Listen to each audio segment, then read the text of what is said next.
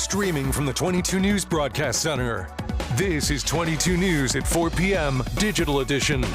Hey, good Tuesday afternoon. I'm Nick Oresco, and thank you for joining us for 22 News at 4 o'clock. We'll get to your top stories at 4 in just a moment, but a winter-like feel out there. Let's bring in 22 News Storm Team meteorologist Brian Lapis now with a look at traffic and weather.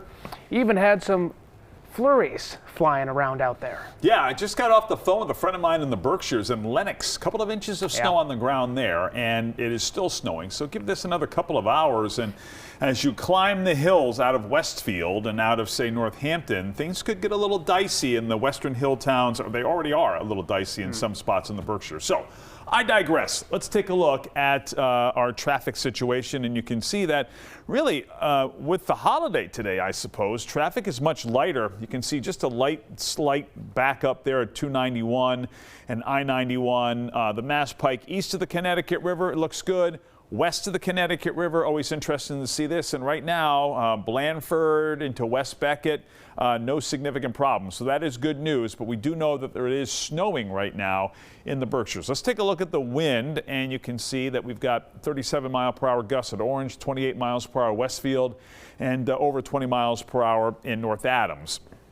Temperatures are just above freezing in the valley, but notice we've got temperatures that are close to or even below freezing in the Berkshires, and the clouds and radar tell the story. You can see this snow coming down, these moderate to even at times heavy snow showers over Berkshire County.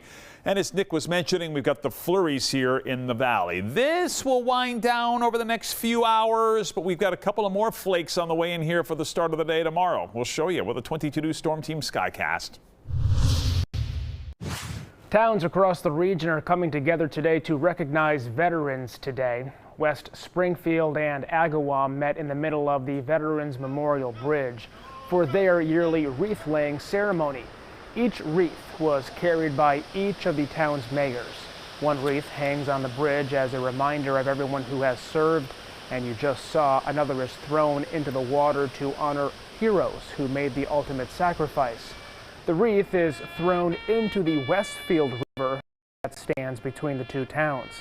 We'll have continuing coverage of Veterans Day ceremonies at 5 o'clock.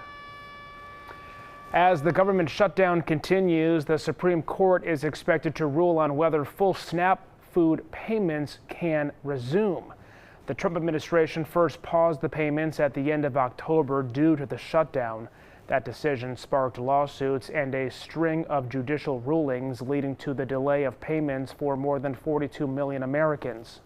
Resuming the program is part of the legislation adopted by the Senate that is now headed to the House. If it passes there, it would then need the president's signature to reopen the government.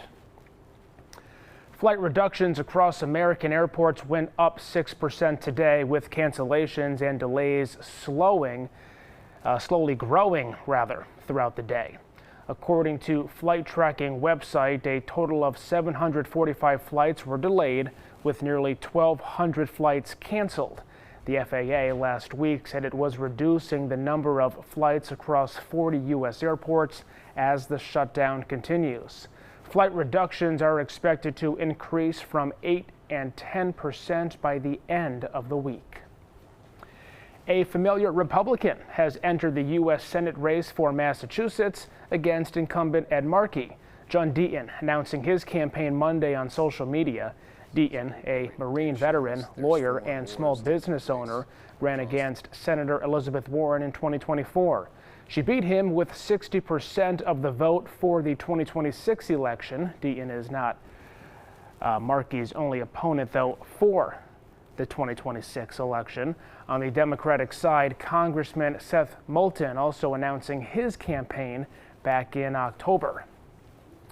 Back now, meteorologist Brian Lapis still dealing with those flurries out there. It looks like the chill, though, continues for a bit. Yeah, it does. Temperatures will once again tomorrow will not make it out of the 40s. Let's take a look at what's happening on the clouds and radar.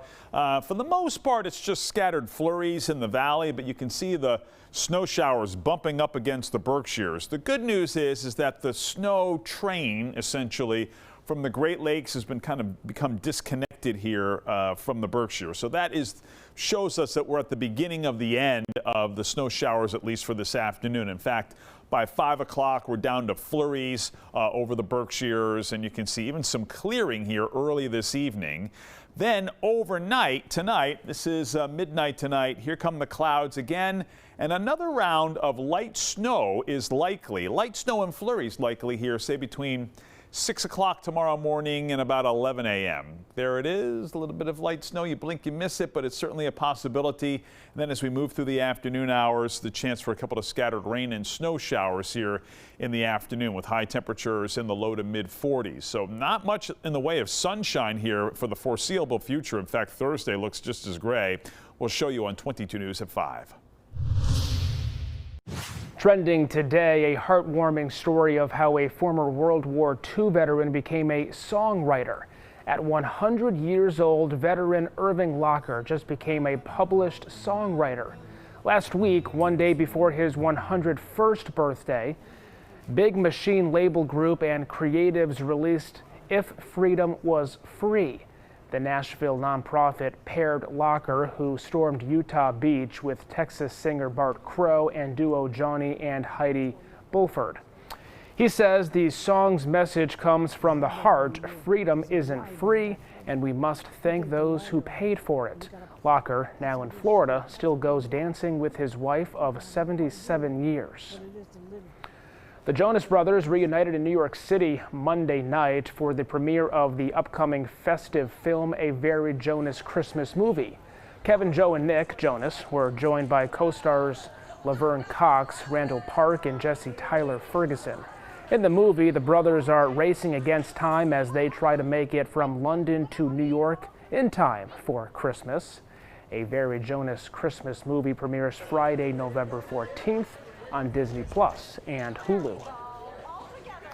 Tonight on 22 News, starting at 5 o'clock, a follow-up on the Operation Firewall, an initiative by state police cracking down on the sexual exploitation of children.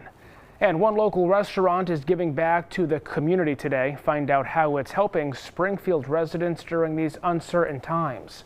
Plus, tips and tricks on how to save energy in your home as temperatures remain chilly this week. Brian. Traffic is pretty light, Nick. You can see here just a slight backup at I-291 and I-91. The Pike, for the most part, both east and west of the river, is running fine, and I-91 north of Springfield also looking pretty good. Take it easy as you head into the Berkshires. There is some snow there limiting your visibility, and there could be a few more flakes here tomorrow morning. We'll update on 22 News at 5.